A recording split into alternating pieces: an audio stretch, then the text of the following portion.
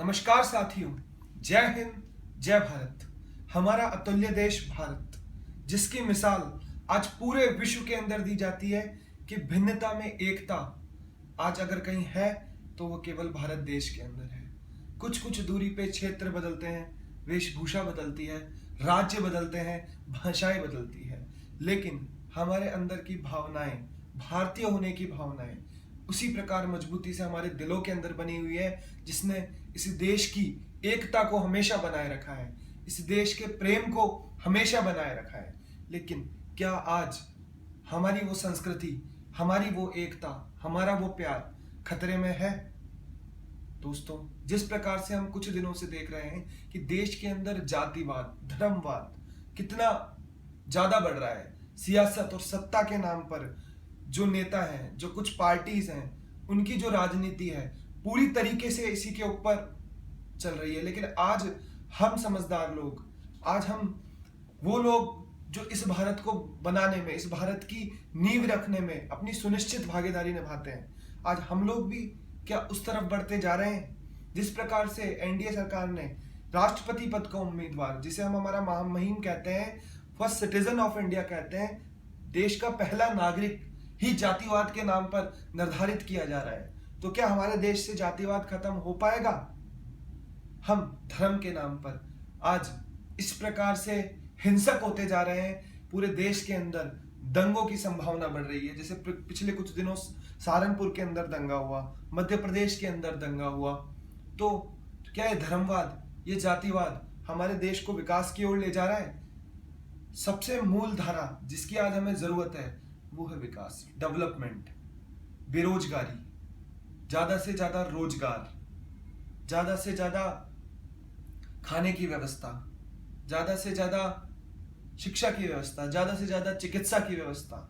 लेकिन इन मुद्दों से हमारा ध्यान हटकर सिर्फ एक मुद्दे पर आके टिक गया है, धर्मवाद, जातिवाद। आज जब ये प्रकृति किसी प्रकार का भेदभाव नहीं करती है, सूरज बराबर रूप से सबको रोशनी देता है, हवा सबके लिए बराबर चलती है, रात सबके लिए बराबर होती है, जल सभी के लिए एक है, तो फिर क्यों आज हम इंसान एक दूसरे को बांट रहे हैं? जातिवाद के अंदर क्यों आज हम लोग एक दूसरे से लड़ रहे हैं?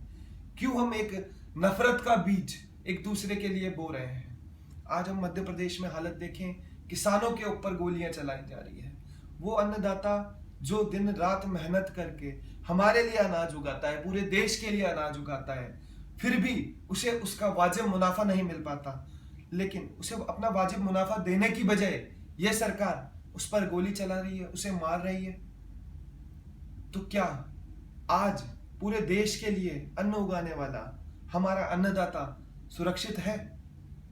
यह बहुत दुर्भाग्य की बात हमारे देश के लिए है, जो 70% कृषि प्रधान देश है।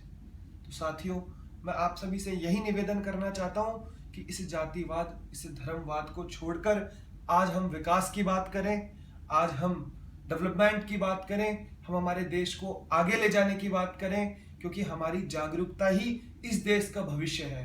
अगर आज हमने हमारी मानसिकता को सिकोड़कर और सिर्फ इन बातों में फंसे रह गए तो हमारे देश का भविष्य बहुत ही ज्यादा खतरे में है। जिन लोगों ने इस आजादी के लिए अपनी जान गंवाई थी, आज उन्हें भी बहुत अफसोस होगा कि आजादी मिलने के बाद देश किस ओर से, किस तरीके से नफरत की आग में जल रहा है। तो मैं आप सभी से यही निवेदन करना चाहूंगा कि इस नफरत की आग को बुझाएं, प्रेम से भिन्नता में एकता वाली सोच वापस लेकर आए। सभी लोगों को, सभी धर्म के लोगों को, धर्म सिर्फ एक विचारधारा है, वो किसी व्यक्ति का जीवन नहीं है। उस विचारधारा को अपने हिसाब से सबको मानने की आजादी दी जाए और किसी प्रकार की नफरत हम किसी धर्म, किसी संप्रदाय के बारे में ना रखें, किसी जाति के बारे में ना रखें।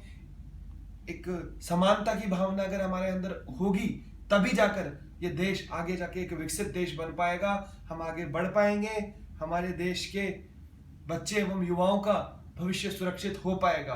दोस्तों, इसी उम्मीद के साथ मैं आपसे निवेदन करता हूं और जल्द ही दूसरे वीडियो के साथ मैं आपसे मिलूंगा। ये मेरा एक निवेदन था जिसे आप कृपया स्वीकार करें। जय हिंद, जय भारत, वंदे मातरम।